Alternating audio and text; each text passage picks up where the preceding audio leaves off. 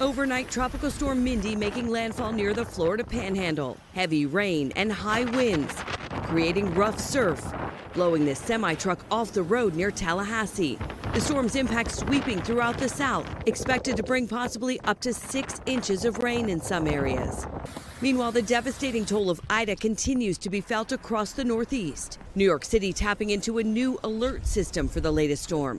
Mayor Bill de Blasio detailing the climate-driven rain response plan in light of Ida's aftermath. And what we're going to be doing from now on is giving people information with a sense that we know how rapidly weather is changing now, like nothing we've ever seen before.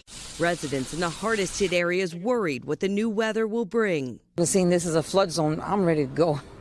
I don't want to be in it again. There's not a lot we could do to prepare for it. We could just pray that it's just going to be a rainstorm and that's it. There's not a lot to lose. Leaders in New Jersey pushing for more federal aid. In this small town, this is the 4th major storm that has devastated our town in 25 years. Our community needs help. We're not the only one, but we need help.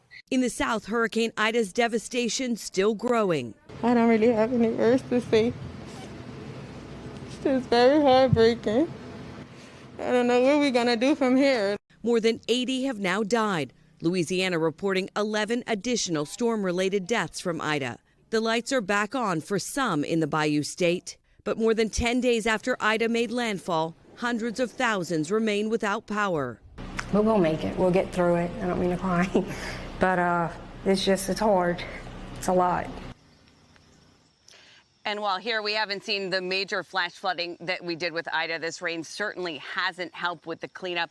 House after house looks just like this. Some people saying they're not sure they'll ever get back into their homes here, Savannah. Kristen Dahlgren in Manville, New Jersey for us. Kristen, thank you. It's so important to keep a spotlight on Louisiana. It's still really hurting, but let's bring in Al for the latest on what to expect here today. Mr. Roker, morning. Yeah, guys, the good news is this isn't going to be that horrendous weather that we had the last couple of days, but you can see we've got these showers now pushing through some heavier thunderstorms, especially along the coast today. A low pressure will be developing along this as it moves up through the north. We're going to be looking at the heaviest rainfall east of New York, Long Island, on into New England. Some places picking up 1 inch to 2 inches of rain. Could even be a little bit more as you get down East Maine with locally 4 inches of rain there. And then we're also talking about Mindy. It's a tropical depression. It formed really quickly overnight. Now it is down to a depression 80 miles south-southeast of Valdosta, 35-mile-per-hour winds, moving northeast at 20 miles per hour. It's going to be a quick mover. Showers and thunderstorms push off very quickly